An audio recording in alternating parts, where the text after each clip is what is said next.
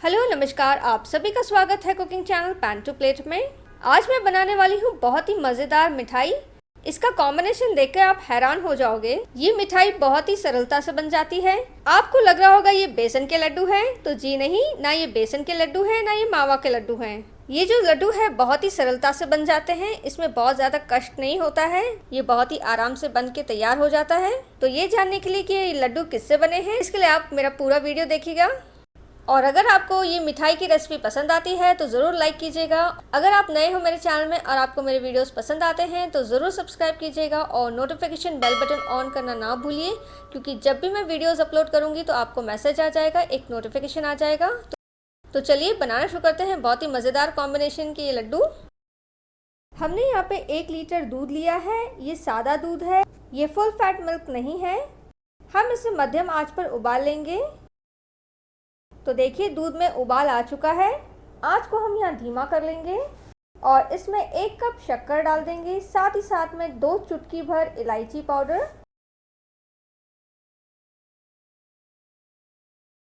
हमने यहाँ पे 2 चुटकी भर केसर लिया है 1 टेबलस्पून गुनगुने दूध में, तो ये भी हम डाल देंगे और अच्छे से हमें मिला लेना है।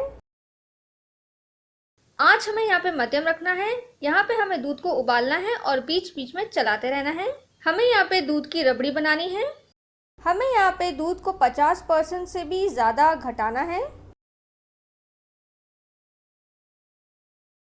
पैन में हमने 1 टेबलस्पून घी डाल लिया है। आँच को हमने यहाँ पे धीमा रखा है। जैसे ही घी यहाँ पे पिघल जाएगा हम यहाँ पे आधा कप सूजी डाल देंगे। ये बारीक सूजी है, ये करीबन 80 ग्राम है और इसे हमें 10 मिनट तक निरंतर चलाते रहना है। हमें यहाँ पे सूजी को ना सुनहरी करना है ना ब्राउन करना है। हमें सूजी का रंग बरकरार रखना है। तो 10 मिनट हो चुके हैं। यहाँ पर हमारी रबड़ी धीमी आंच पर पक रही है। तो अब हम ये करेंगे कि रबड़ी की कढ़ाई को हम शिफ्ट कर लेंगे। जैसे कि आप देख सकते हो दूध उबलकर बहुत ही थोड़ा सा रह गया है। हमने यहाँ पे स्पैचुला की सहायता से रबड़ी को हल्का हल्का तोड़ लिया है ताकि बारीक दाने जैसे हो जाए। जैसे कि आप देख सकते हो यहाँ पे रबड़ी के दाने दिख रहे हैं। अब जो सूजी हमने भूनी थी वो हम इसमें डाल देंगे और अच्छे से हमें इसे मिला लेना है।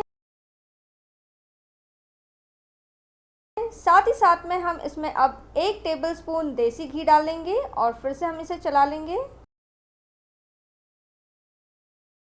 हम यहाँ पे करीबन 2 मिनट तक इसी तरीके से चलाते रहेंगे, इसे मिलाते रहेंगे।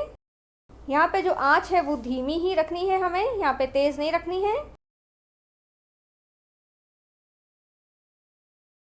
तो यहाँ पे 2 मिनट हो चुके हैं। अब हम ये करने वाले हैं कि इसे ढक देंगे और धीमी आंच पर 2 मिनट तक हम इसे फूलने देंगे। तो 2 मिनट हो चुके हैं। हम यहाँ पे उंगली की सहायता से चेक कर लेते हैं कि उंगलियों में चिपक रहा है कि नहीं। एकदम परफेक्ट है, एकदम फाइन है, ये चिपक नहीं रहा है। तो आंच को हम यहाँ पे बंद कर देंगे और यहाँ पे इसे हल्का ठंडा होने देंगे। हमें उतना ही ठंडा रखना है कि हम आराम से मैनेज कर सकें, इसे हैंडल कर सकें। तो ये बहुत ज़्यादा गर्म नहीं है, हल्का सा ठंडा हो चुका है। अब हम छोटा सा हिस्सा ले लेंगे और इस तरह से हल्के हल्के हाथों से दबाएंगे और गोलाकार दे देंगे।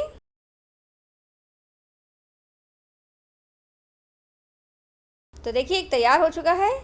आप इसे सिलेंड्रिकल शेप भी दे सकते हो।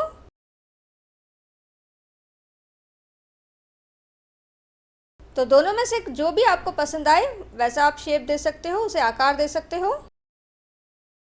तो हमने यहाँ पे सारे रबड़ी और सूजी के साथ बने हुए लड्डू को तैयार कर लिया है। इस लड्डू को देखकर कोई भी नहीं कह सकता है कि रबड़ी से बने हुए लड्डू हैं। इसे देख के तो लगता है जैसे कोई बेसन के लड्डू हैं।